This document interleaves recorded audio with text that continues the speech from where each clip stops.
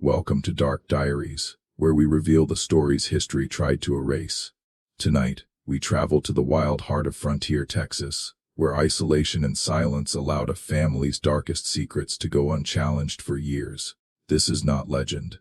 This is a true account of survival, justice, and the high cost of breaking the silence. Deep in the remote hill country of central Texas, in a region where families lived miles apart, and the nearest law was a 3-day ride away, a traveling physician named Dr. Samuel Hayes documented something in his journal that would haunt him until his death 30 years later. Between March and August of 1854, he was called to an isolated homestead where 7 young women, all sisters ranging in age from 15 to 28, were simultaneously expecting children. The family patriarch insisted it was God's will. The county sheriff, when he finally learned of the situation, found records deliberately destroyed and witnesses too terrified to speak. For decades, the official explanation remained a private family matter. But the truth, buried in courthouse documents that survived a suspicious fire in 1867, reveals a nightmare that challenges everything we understand about justice, silence, and survival in frontier Texas. Before we continue with the story of the Hargrove family, and what really happened on that isolated ranch in Blanco County, I want to ask you something important.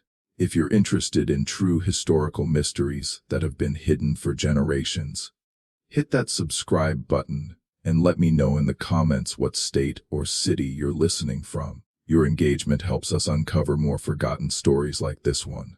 Now, let's discover what Dr. Hayes found when he arrived at the Hargrove Ranch on that humid March morning in 1854. What the doctor witnessed that day would set in motion an investigation that exposed not just one family's terrible secret, but the dangerous isolation that allowed such horrors to remain hidden in the vast Texas frontier. Blanco County in 1854 was barely civilized by any measure. Texas had been a state for less than a decade, and much of the central hill country remained a patchwork of scattered homesteads, each family carving out survival from limestone soil and endless prairie.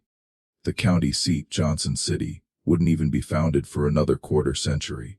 Families lived in profound isolation. The nearest neighbor might be 5 or 10 miles away, accessible only by rough trails that became impassable during the frequent rains.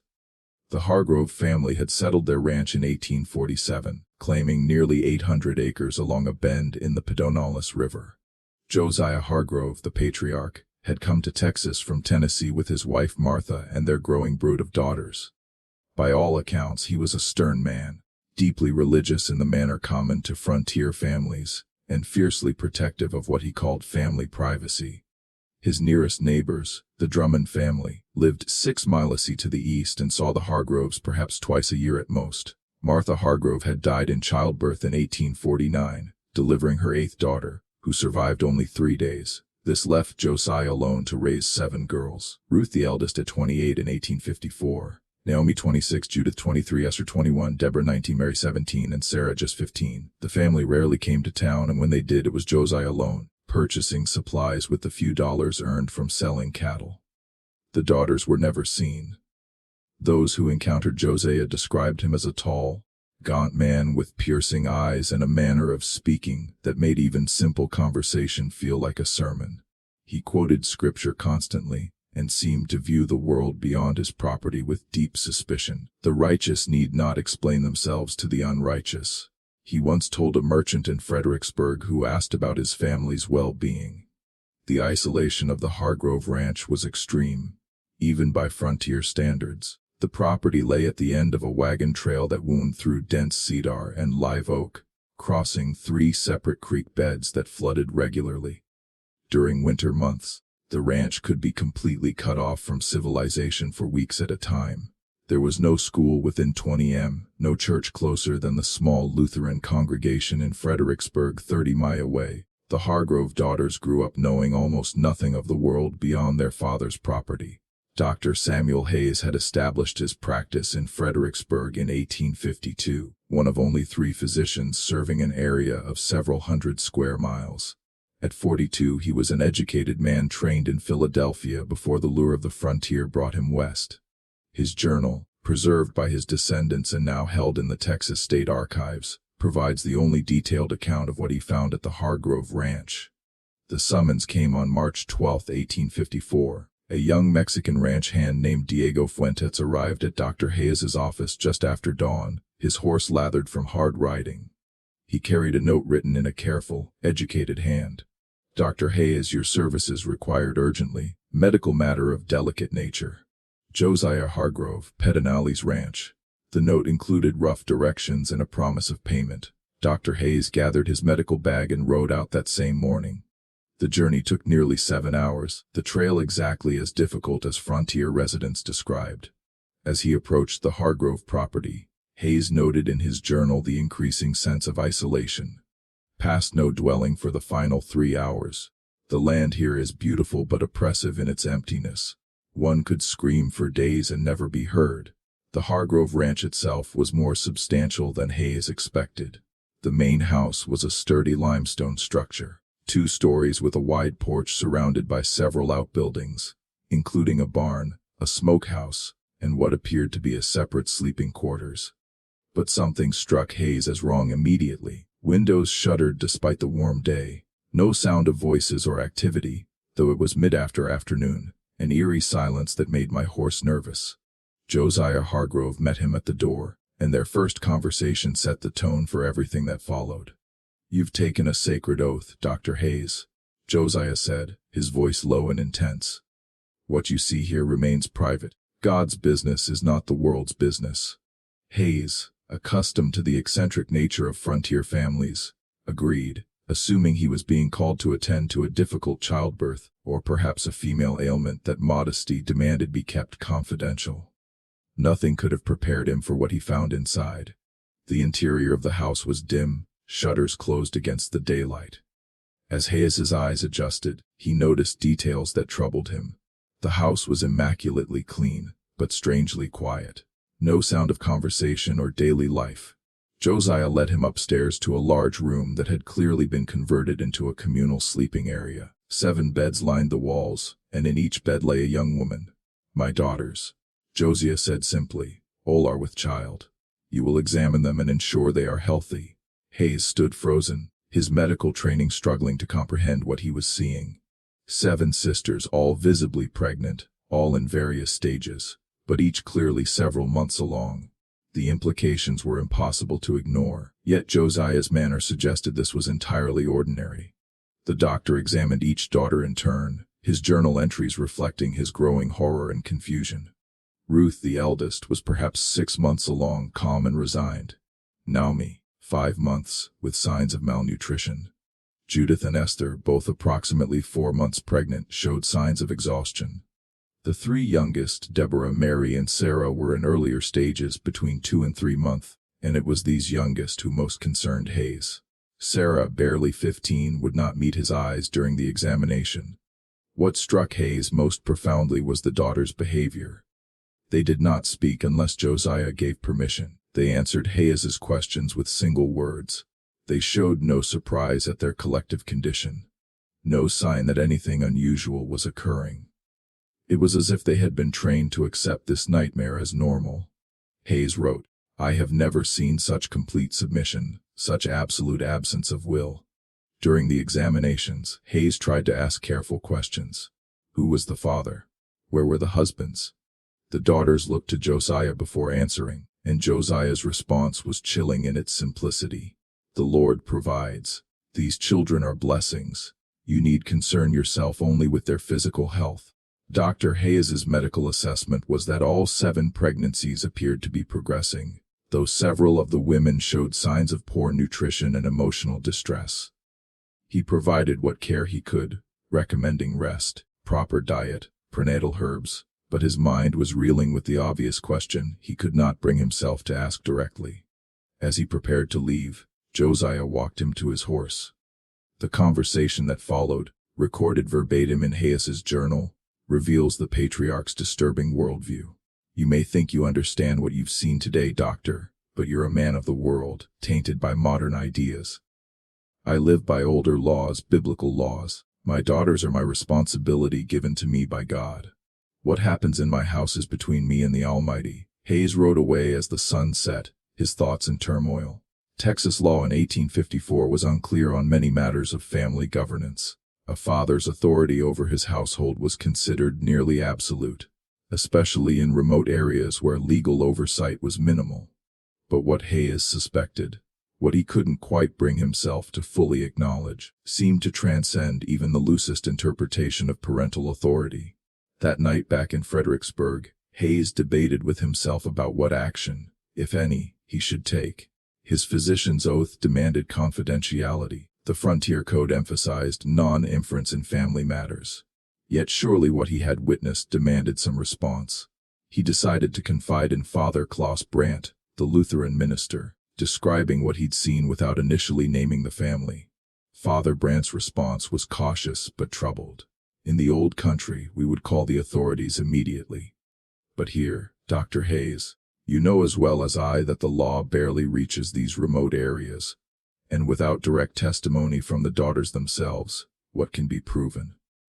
If they claim the father of their children is someone else or multiple someones who will contradict them. The two men discussed the situation for hours, ultimately deciding that Hayes should report the matter to Sheriff William Prescott, the county's elected lawman who operated out of a small office in Fredericksburg. But Prescott, when approached, proved less than enthusiastic about investigating. "Doc, you're new to Texas," Prescott said, leaning back in his chair. "Out here, a man's home is his castle. Unless one of those girls comes to me directly and makes an accusation, I got no cause to ride out there. Josiah Hargrove is a citizen in good standing, pays his taxes, causes no trouble. If his daughters are pregnant, well, that's unfortunate, but not criminal unless someone files a complaint." Hayes pressed the issue. "Sheriff, surely the circumstances suggest." "They suggest a lot of things," doctors interrupted.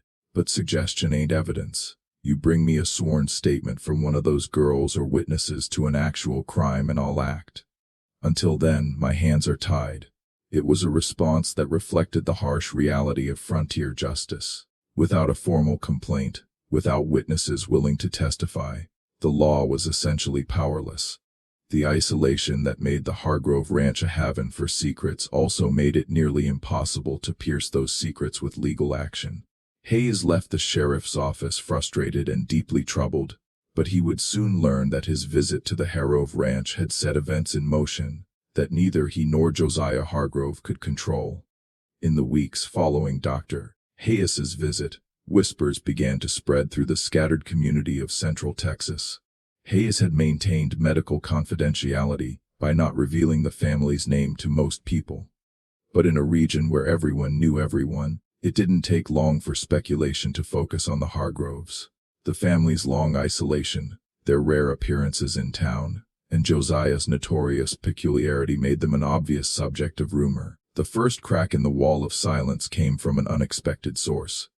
Diego Fuentes, the ranch hand who had summoned Dr. Hayes. Fuentes was not actually employed by Josiah Hargrove. He worked for the Drummond family 6 miles away. He had been sent to fetch the doctor by someone else, someone who had paid him generously and sworn him to secrecy about her identity. In late April, nearly 6 weeks after Hayes's visit, Fuentes appeared at the doctor's office again, this time with a letter. "I was paid to give this to you if you came when summoned," he explained. "I was told to wait 1 month, then deliver this. The lady said you would understand." The letter was unsigned, but clearly written by an educated woman. The handwriting was shaky, suggesting it had been composed in haste or under stress. "Dr. Hayes, if you are reading this, I have succeeded in bringing you here, and you have seen what no outsider has witnessed. I am the eldest. I write this in secret, knowing that discovery would mean punishment. We are not free to speak. He watches always.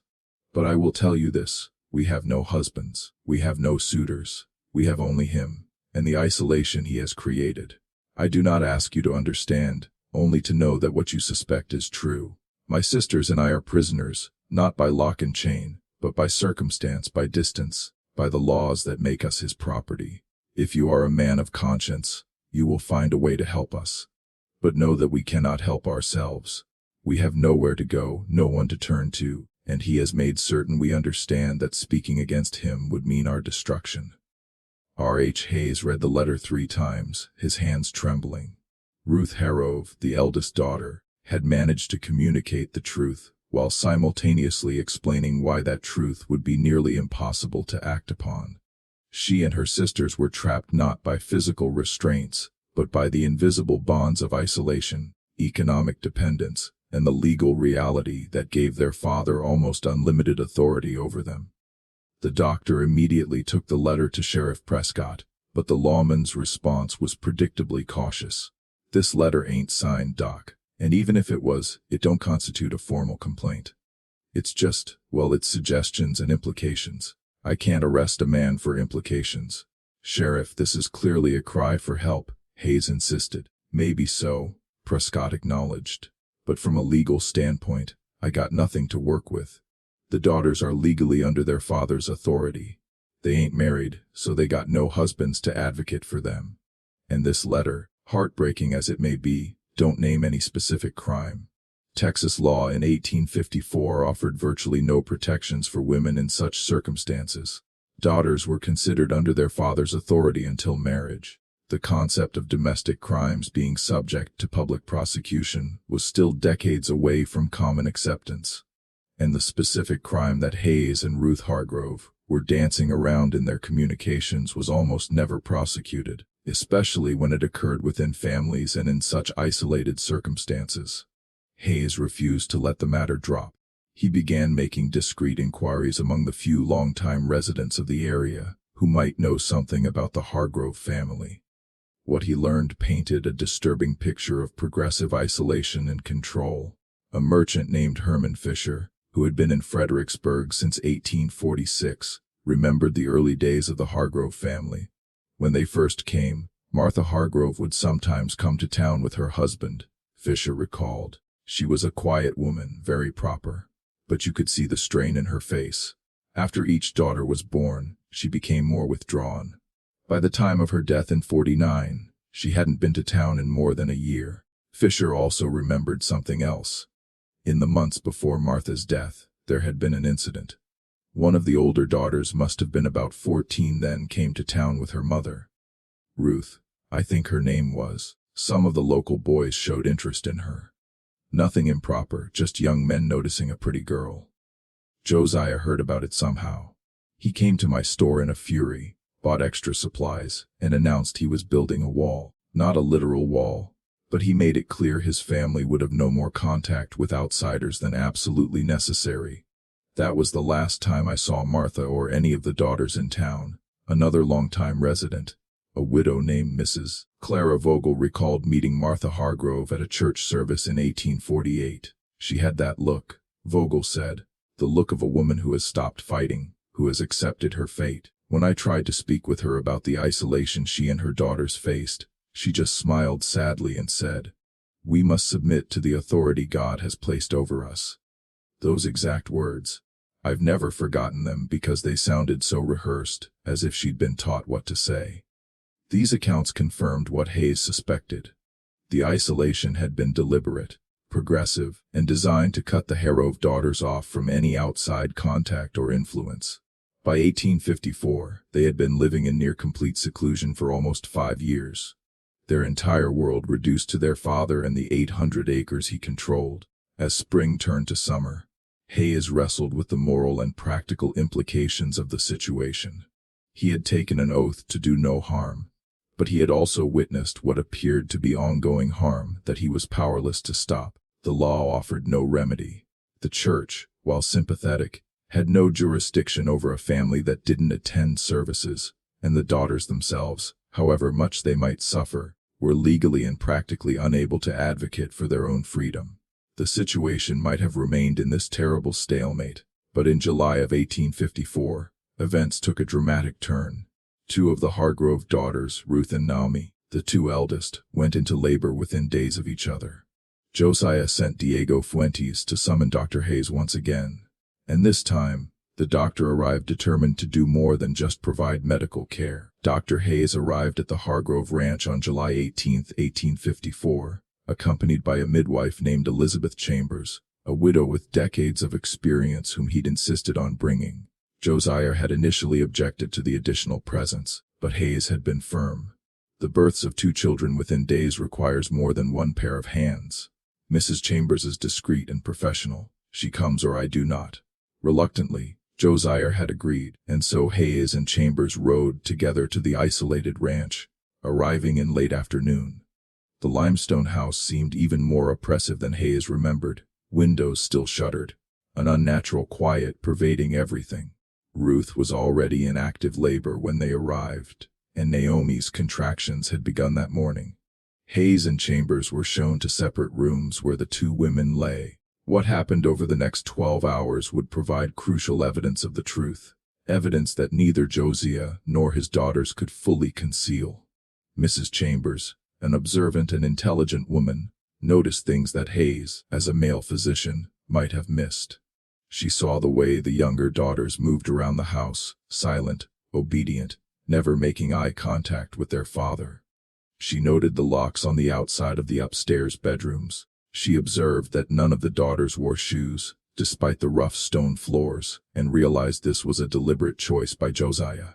Makes it harder for them to run, she would later testify, but the most damning evidence came during the births themselves. Ruth's labor was difficult, lasting nearly 14 hours. During the worst of the pain, as women often do in extremists, she spoke without filter, crying out for her mother, asking God why he had forsaken them, and once in a moment of agony, screaming, "No more, Father. Please, no more." The words hung in the air like an accusation. Hayes, attending to Ruth, looked at Mrs. Chambers, and both understood the full horror of what they were witnessing. The formal term father could be interpreted as a prayer to God. But in context, with Ruth's eyes fixed on the door where Josiah stood waiting, the meaning was unmistakable. Naomi's birth, which followed early the next morning, was easier physically, but more revealing emotionally. When the child was born, a daughter, Naomi wept, not with joy, but with something that sounded like despair. "Another girl," she whispered. "He'll be disappointed." "It's another girl." Mrs. Chambers, overcome with the moral urgency of the situation, did something unprecedented. She questioned Naomi directly despite Josiah's presence in the hallway. "Child, who is the father of this baby?" she asked, her voice gentle but firm. Naomi looked toward the door, toward where Josiah stood listening, and her answer was carefully constructed.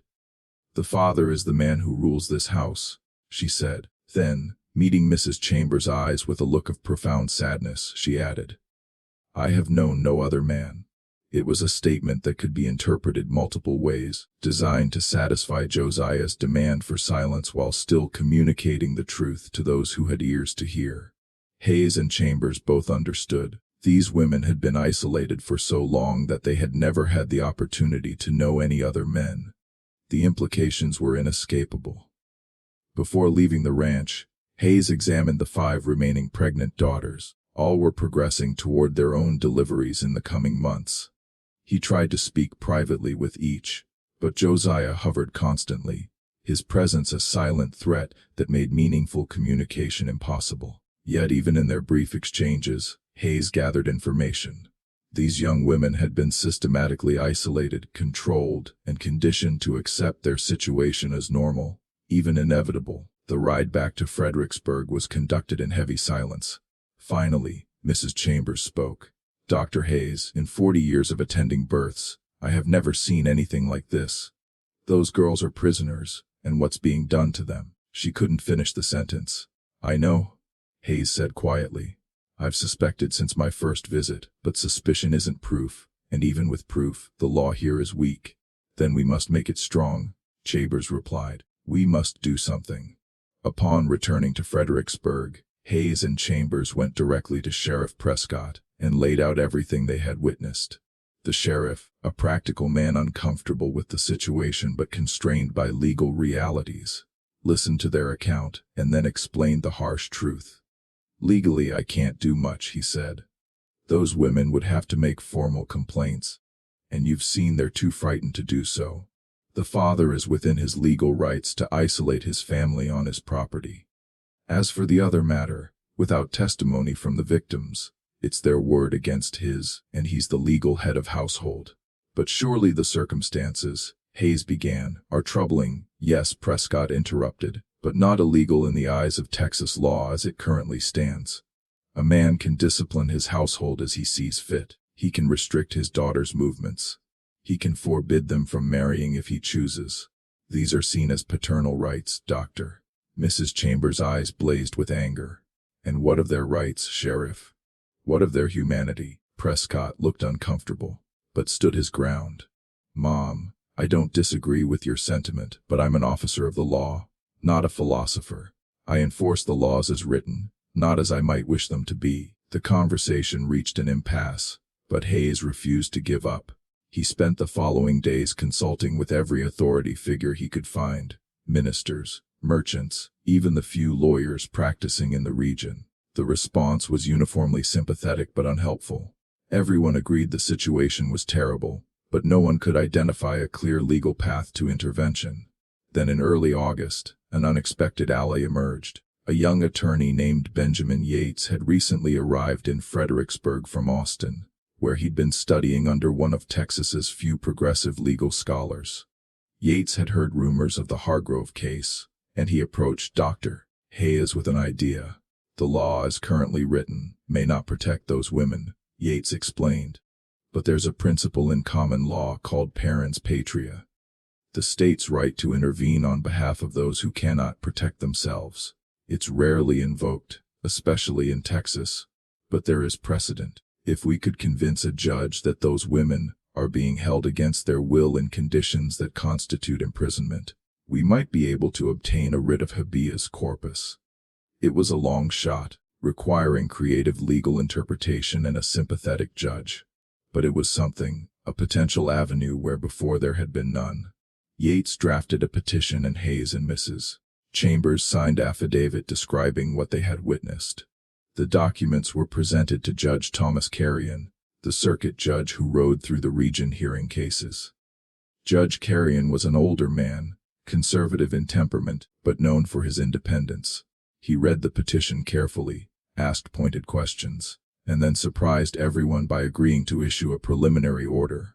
"I will not issue a full writ without more information," he said, "but I will authorize Sheriff Prescott to conduct a welfare check on the Hargrove daughters, and I will authorize Attorney Yates to accompany him to ensure the daughters understand their legal rights." It was more than Hayes had dared hope for. On August 15, 1854, Sheriff Prescott, Attorney Yates, Dr. Hayes, and Mrs. Chambers rode out to the Hargrove Ranch, armed with Judge Carrion's order and a determination to finally break through the wall of silence that had protected Josiah Hargrove's secrets for so long. What they found when they arrived would shock them all, and set in motion the events that would finally bring the truth to light. The Hargrove Ranch appeared different when the official party arrived on that August afternoon. The shutters stood open for the first time in Hayes's experience, and smoke rose from the chimney despite the summer heat. As they dismounted, Josiah emerged onto the porch, and his demeanor had changed dramatically from Hayes's previous visits. "Sheriff Prescott," Josiah said, his voice calm and almost welcoming. "I had a feeling you'd come eventually." Dr. Hayes couldn't keep his suspicions to himself, could he? There was no anger in his tone, only a strange resignation that put everyone immediately on edge. Prescott unfolded Judge Carrion's order and read it aloud. Authorization to enter the premises, speak with the daughters privately, and ensure they were not being held against their will. Josiah listened without interruption, then simply stepped aside. "Of course, Sheriff, I have nothing to hide. My daughters are in the main room. You'll find them prepared to speak with you." The phrasing was odd, and as the group entered the house, they understood why.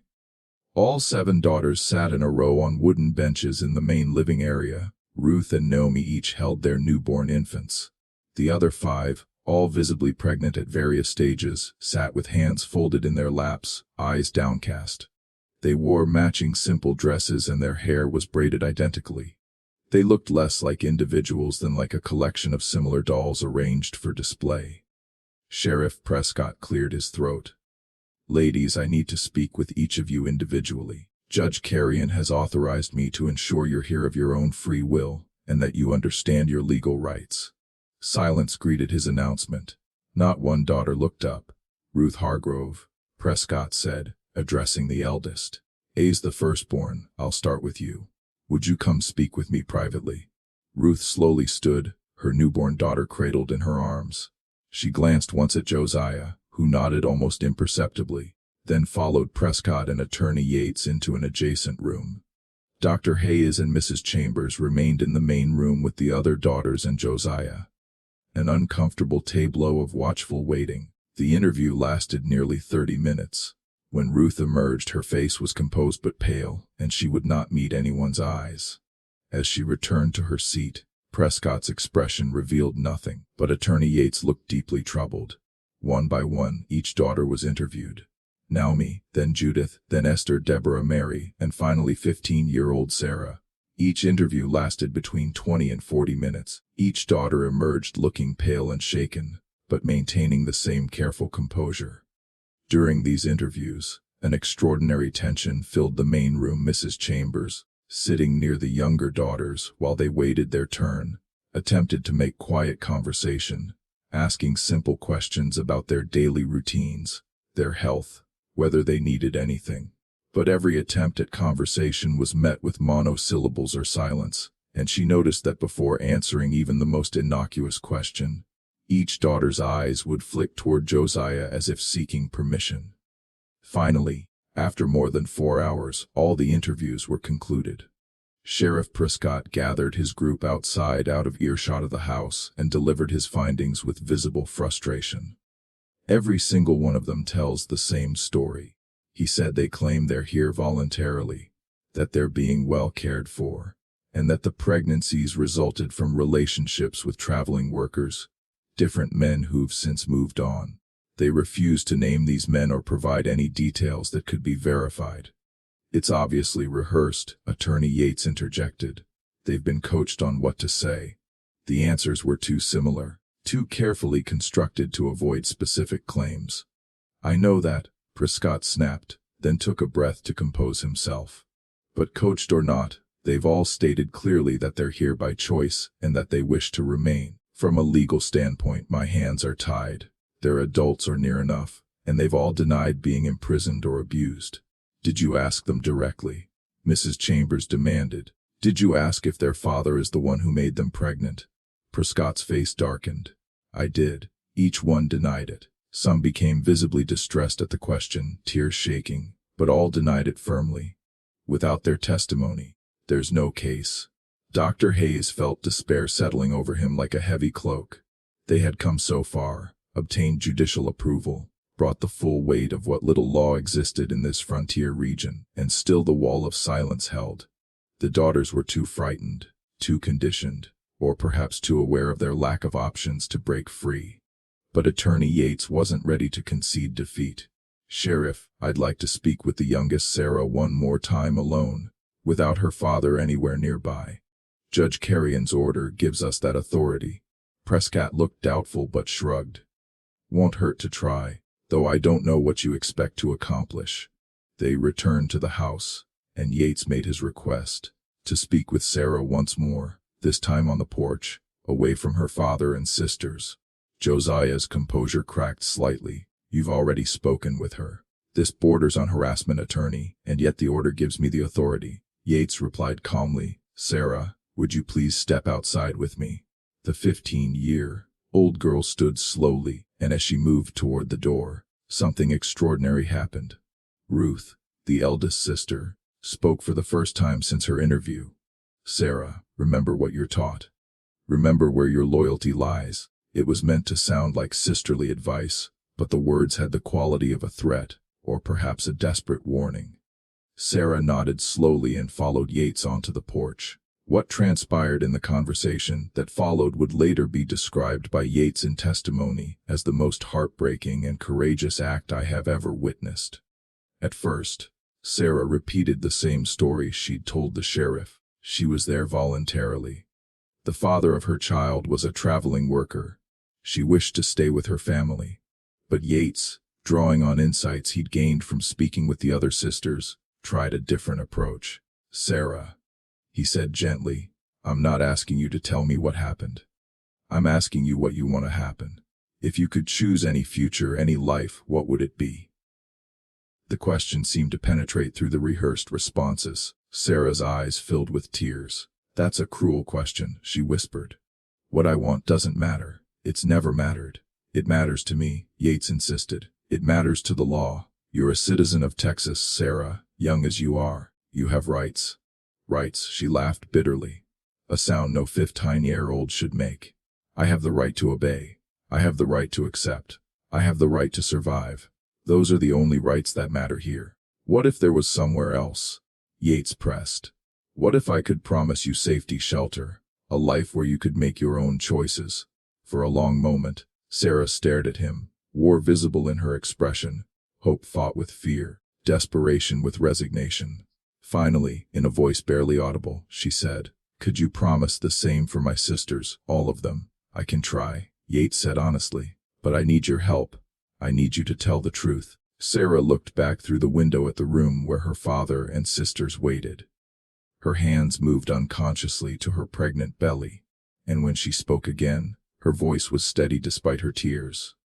"The truth won't set us free," she said. "The truth will destroy us.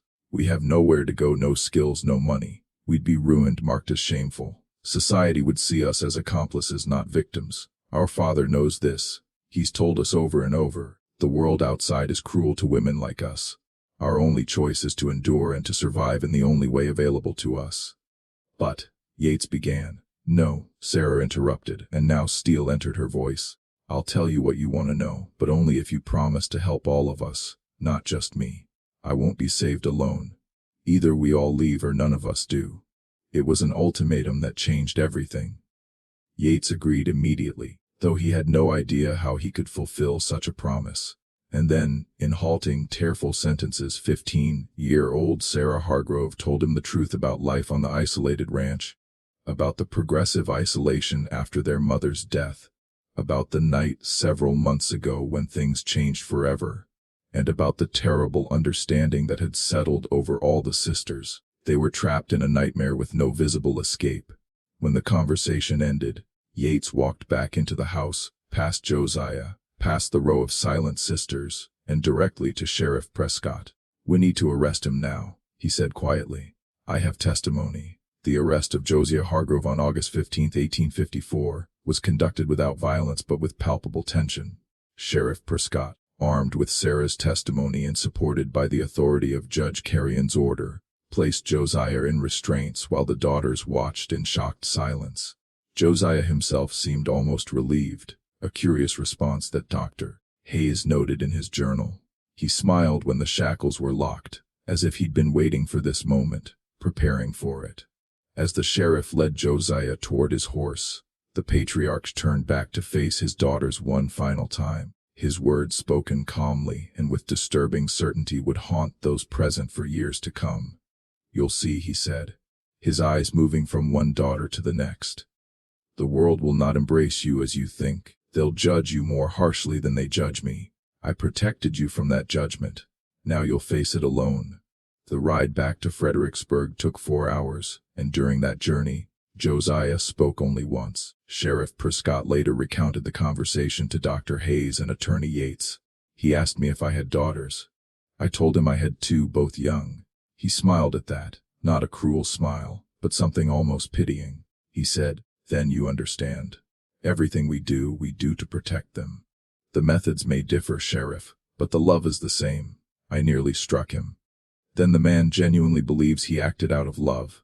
Back at the Hargrove Ranch, the reality of their new situation began to settle over the sisters like a heavy fog. Mrs. Chambers, ever practical, stayed the night along with Dr. Hayes, helping to organize immediate necessities. But as darkness fell, a troubling pattern emerged. The daughters seemed paralyzed by their newfound freedom, unable to make even simple decisions without seeking approval that was no longer there. "Should we light more candles?" Mary asked, looking around as if expecting someone to answer. "Father always said to conserve them after sunset." "We can light as many as we need," Mrs. Chambers replied gently. "You're free to make that choice now." But Mary simply stood there, the unlit candle in her hand, tears streaming down her face. "I don't know how," she whispered. "I don't know how to choose." It was Ruth who finally took charge, though her authority was tentative and uncertain. She began making lists of supplies needed, of tasks to be done, of questions that needed answering. Her organizational efforts revealed just how completely their father had controlled every aspect of their lives. They didn't know how much money existed or where it was kept. They didn't know which cattle were theirs to sell, or how to go about selling them. They had never purchased supplies in town, never negotiated with merchants, never managed a household independently. That night, gathered in the main room with their infants and unborn children, the 7 sisters held their first truly private conversation in years. Dr. Hayes and Mrs. Chambers, respecting their need for privacy, retired to the porch, but could hear fragments through the open windows. What they heard was heartbreaking in its complexity. "Are we doing the right thing?" Judith asked, testifying against him. "What choice did we have?" Naomi replied, exhaustion evident in her voice. "Live like that forever. But what comes now?" Deborah's voice was small, frightened. "He was right about one thing. The world will judge us. They already do. Did you see how that merchant looked at us in town last month like we were tainted?" Sarah, the youngest, spoke with surprising firmness. "He made us believe we had no choices.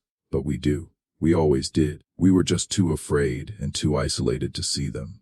"And now," Ruth asked, "what are our choices now?" Truly, the silence that followed was long and heavy. Finally, Esther spoke. "We survived together. We find a way to build something from this. We have to for them." She gestured to the newborns sleeping nearby. "They deserve better than to grow up in shame." The next morning brought the first test of their new reality. 3 women from Fredericksburg arrived at the ranch, ostensibly to offer help, but clearly driven by curiosity. Mrs. Chambers intercepted them at the porch, and the conversation that followed revealed the complicated nature of the support the sisters could expect.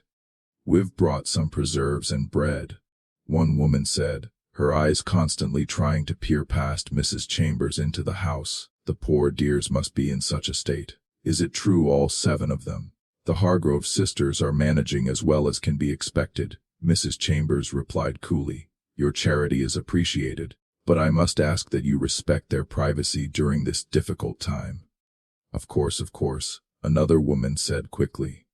"We just want to help, though I must say the whole town is talking. Some are saying the girls must have that they must have encouraged it somehow. You know how men can be led astray." Mrs. Chambers' expression turned to ice. "I know nothing of the sort. These young women are victims of a crime, not participants in sin. Anyone who suggests otherwise is welcome to take their charitable impulses elsewhere." The women left shortly after, chastened, but undoubtedly ready to spread more gossip. It was a preview of what the sisters would face. A community torn between sympathy and scandal, wanting to help, but unable to fully separate the victims from the crimes committed against them. News of Josiah's arrest spread rapidly through central Texas, and reactions varied wildly. Some saw it as justice long overdue. Others, particularly those who valued patriarchal authority and family privacy above all else, viewed the arrest as government overreach. A few vocal critics suggested the daughters had fabricated their accusations to seize control of their father's property. Attorney Yates found himself fielding questions and criticisms from all quarters. One afternoon, a week after the arrest, he was confronted in Fredericksburg's Main Street by a rancher named Caleb Thompson, who represented a particular strain of frontier thinking. "You're tearing apart a family based on the word of hysterical women," Thompson declared, his voice loud enough to draw a crowd. "A man's home is his castle, Yates. What happens within those walls is between him and God. And what of the daughters' rights?" Yates replied evenly. "Do they not also have claims to justice and protection?" "Rights," Thompson scoffed. "They're unmarried women living under their father's roof. He has authority over them by law and by nature. You're setting a dangerous precedent." Next, "Any daughter who doesn't like her father's rules can have him arrested." "This isn't about household rules," Yates said firmly. "This is about crimes that violate both law and basic human decency. The evidence will speak for itself at trial." But Thompson's words reflected a real concern among some of the community. If fathers could be arrested for what happened within their families, where would it end? The case was forcing uncomfortable questions about the limits of parental authority. questions that many preferred not to ask. Meanwhile, in the county jail, Josiah Hargrove settled into his confinement with the same eerie calm he displayed during his arrest. The jailer, a man named Otto Becca, reported that Josiah spent hours each day reading his Bible and writing in a journal. He ate little, slept less, and occasionally could be heard praying, though whether in repentance or continued justification, no one could say. Dr. Hayes visited Josiah once, driven by a physician's curiosity about the man's mental state. The conversation was brief but illuminating. Josiah showed no signs of the madness one might expect. He was lucid, articulate, and frighteningly rational in his twisted worldview. "You think you've saved them," Josiah said calmly, "but you've condemned them to lives of shame and hardship. No man will marry them now. They'll be whispered about, pointed at, forever marked. I gave them shelter from that cruelty. I kept them safe, safe." Hayes couldn't keep the anger from his voice. "You imprisoned them. You violated them. You stole their futures. I gave them the only future they could have," Josiah countered. "A world that judges women so harshly left me no choice but to keep them apart from it. Everything I did was to protect them from a society that would have used them and discarded them." It was a defense that would horrify the court, but it revealed the depths of Josiah's self-deception. He had genuinely convinced himself that his actions were protective rather than predatory, that isolation and control were forms of love rather than abuse. As August turned to September, the sisters began the painful process of preparing for the trial. Attorney Yates met with each of them multiple times, explaining what testimony would be required and preparing them for the ordeal of public examination. The prospect terrified them almost as much as their father's control had. "Everyone will know," Naomi said during one preparation session, her hands twisting in her lap. "Everyone will hear the details. How can we live with that? The alternative is to let him go unpunished." Yates replied gently, "Is that what you want?" "I want to disappear," Naomi whispered. "I want none of this to have happened. But since I can't have that, I want—" She paused, searching for words. "I want other daughters to be spared what we endured. If our testimony can help achieve that, then perhaps some good can come from this horror." It was a sentiment echoed by her sisters, a determination born not from vengeance, but from a desire to ensure their suffering might prevent future suffering. They would testify not just to convict their father, but to bear witness to a crime that society too often preferred to ignore. The preliminary hearing for Josiah Hargrove was held on August 30th. Judge Carrion presided and Attorney Yates presented the case. The charges were serious and unprecedented. Multiple counts of what the law awkwardly termed carnal knowledge of a female relation, a crime that existed in Texas law, but was rarely prosecuted. The hearing room was packed with curious onlookers from across the region. The Hargrove case had become the scandal of the decade, whispered about in every town and trading post, but Judge Carrion, conscious of the daughter's privacy and dignity, ordered the hearing closed to the public after the initial proceedings. Sarah Hargrove testified first, the weight of representing her sisters evident in her pale face and trembling hands. With Attorney Yates's gentle guidance, she described life after their mother's death, the increasing isolation the night their father had first come to Ruth's room, and the terrible understanding that had gradually dawned on all the sisters. They were alone, miles from help, legally under their father's authority, and too terrified and isolated to seek assistance. "He told us it was our duty," Sarah testified, her voice barely audible. "He said that we were his property by law and by scripture, that God had placed him over us, and that what happened within his household was no one else's concern," he said. "If we ever told anyone, we would be cast out and would die alone and destitute, that no one would believe us, and that society would blame us for tempting him."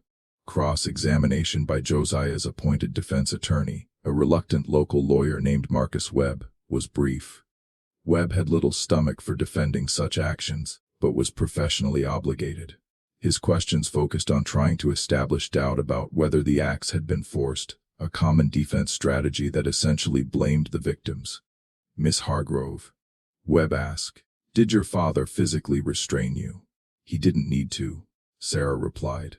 "Where would I go? I was 15 years old, miles from anywhere with no money, No education beyond what he taught me, and no knowledge of the world. He controlled everything, our food, our shelter, our very survival. Ruth testified next, then Naomi, each adding details that built an overwhelming case. The other sisters provided written statements, too distressed to testify in person. Throughout it all, Josiah sat silently, his face impassive, showing neither remorse nor defiance.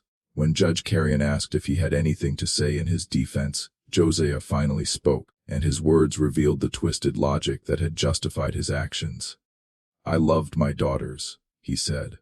"Everything I did was to protect them from a corrupt world. I kept them safe, fed them, clothed them. I raised them to be righteous.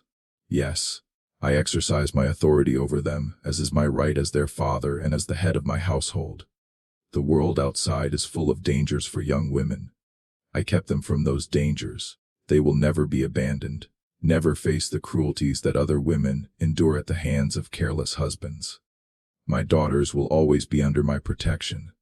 It was a defense that had no legal merit, but perhaps reflected genuinely how Josiah saw his actions not as crimes, but as extreme patriarchal authority exercised for what he considered protective purposes. Judge Carrion listened impassively, then rendered his decision. "Hargrove, you will stand trial for multiple counts of unlawful carnal knowledge. Bail is denied. You will remain in custody until trial." The trial itself, held in October 1854, was swift by the standards of the era. The evidence was overwhelming, the testimony consistent, and the physical proof, 7 pregnant or recently delivered daughters, irrefutable. The defense could offer no meaningful counter-narrative. On October 24, 1854, a jury of 12 men deliberated for less than 2 hours before returning a guilty verdict on all counts. Judge Carrion's sentencing statement, recorded in the court archives, reflected both the horror of the crimes and the legal limitations of the era. "Josiah Hargrove, you have been found guilty of crimes that defy the basic bounds of human decency and parental duty. The law provides for punishment, but no punishment can undo what has been done or restore to your daughters what you have stolen from them. I sentence you to 20 years imprisonment at hard labor in the state penitentiary. May God have mercy on your soul, for this court has none." It was one of the harshest sentences handed down in Texas up to that time for such crimes, reflecting the extreme nature of the case and the judge's personal outrage. Josiah was transported to the Huntsville State Prison, where records show he served 13 years before dying of pneumonia in 1867. But the resolution of Josiah's fate did little to resolve the fate of his daughters, who now faced the challenge of building lives from the wreckage he had created. The months following Josiah's conviction were perhaps the most challenging for the Harrove daughters, who found themselves free but utterly unprepared for that freedom. Mrs. Chambers became their primary advocate and protector, organizing a small network of women who helped the sisters through their remaining pregnancies and early motherhood. Between August and December 1854, 5 more babies were born to the Harrove sisters. In total, the 7 women gave birth to 9 children, 6 daughters and 3 sons. The irony was not lost on observers that Josiah, who had so desperately wanted sons, had created this nightmare that resulted in mostly daughters. Finding permanent solutions for the sisters proved extraordinarily difficult. The stigma attached to them was severe, despite the fact that they were clearly victims. Several charitable organizations in the larger Texas cities were approached, but most declined to help, citing the scandalous nature of the case. The attitude of the time, even among well-meaning people, was that the sisters were tainted by what had happened to them. The resolution came through an unlikely combination of sources. Father Brandt and the Lutheran congregation purchased a small farmstead about 10 mi from Fredericksburg, placing it in trust for the sisters. Dr. Hayes contributed medical care for years without charge and helped the older sisters learn midwifery, giving them a profession.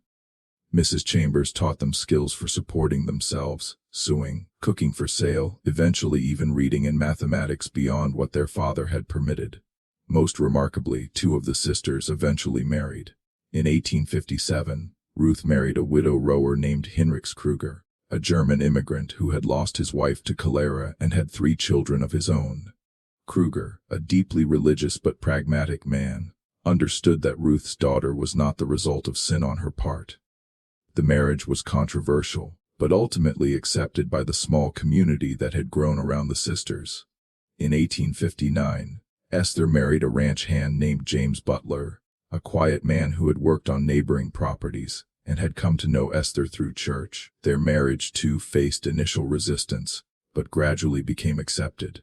The other 5 sisters never married, but created a life together on their small farm, raising their children collectively and supporting themselves through midwifery, sewing, and eventually taking in laundry from the surrounding community. It was not an easy life, but by the standards of the time, they achieved a remarkable degree of independence and dignity. Dr. Samuel Hayes continued to document the sisters' progress in his journal for years. His final entry about them, written in 1872, reflects both satisfaction and sadness. I saw Ruth today in town, accompanied by her husband and 4 of her 5 children, the youngest daughter from before and 3 more born to her marriage. She looked well, healthy, her eyes clear. We spoke briefly, and she thanked me for my intervention so many years ago. But there was a shadow in her expression that will never fully lift, a wariness born of experiences no one should endure. The other sisters are similarly marked. They function, they survive, they even occasionally smile, but they were robbed of something fundamental: innocence, security, trust. No verdict, no sentence could ever fully restore what their father stole from them. The 9 children born from Josiah's crimes grew up knowing the truth of their origins. It would have been impossible to hide in such a small community. Several moved away as adults, seeking lives free from the shadow of their unusual births. Others remained in the area, accepted by a community that gradually learned to see them as individuals rather than symbols of their grandfather's sins. The Hargrove case had lasting effects on Texas law, though not immediately. In the years following, advocates pointed to the case when arguing for strengthened laws protecting women and children from domestic crimes. It would take decades, but gradually the legal understanding of parental authority evolved to recognize that such authority had limits and that the state had an obligation to protect the vulnerable even within families. The ranch itself, the isolated property where so much suffering occurred, was eventually sold to pay legal fees and debts. The limestone house stood empty for years, avoided by locals who knew its history. In 1883, it burned in a grass fire, and no one attempted to rebuild. Today, only foundation stones remain, barely visible among the cedar and oak. In 1889, 35 years after the events, a newspaper reporter tried to interview Ruth Hargrove Kruger about her experiences for what he called a historical account.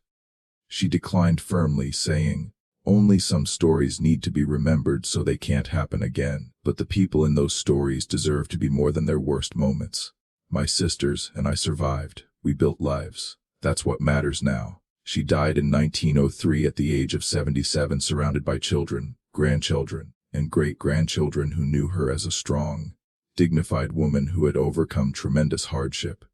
Her sisters lived similar long lives, outlasting their father by decades and creating families and futures he had tried to deny them. The last surviving Hargrove sister, Sarah, the youngest, who had broken the silence at age 15, died in 1918 at 84 years old. In her later years, she had become something of a quiet advocate for women's rights, speaking occasionally at church gatherings about the importance of education and independence for women. She never discussed her own experiences publicly, but those who knew her story understood the weight behind her words when she said, "A woman must never be so isolated that she cannot seek help. A woman must never be so dependent that she cannot leave. These are not luxuries. These are necessities of survival." The case of the Hargrove family remains one of the most disturbing episodes in Texas frontier history, a reminder of how isolation and unchecked authority could enable terrible crimes. But it's also a story of survival, of women who found the courage to break silence, and of a community that, however imperfectly, eventually chose to help rather than judge. What do you think of this story? Does it make you reflect on how much has changed, and how much still needs to change, in protecting the vulnerable? Leave your thoughts in the comments below. If this historical account moved you or made you think, please share this video with others who appreciate true stories from our past. Subscribe to Dark Diaries and hit the notification bell to see more forgotten histories that deserve to be remembered. These are the stories that rarely make it into textbooks. The ones that linger in the shadows, waiting for someone to listen. And as long as you keep searching, we'll keep bringing you the mysteries that history tried to erase. Until next time, remember the past shapes our present, and understanding it helps build a better future. See you in the next video.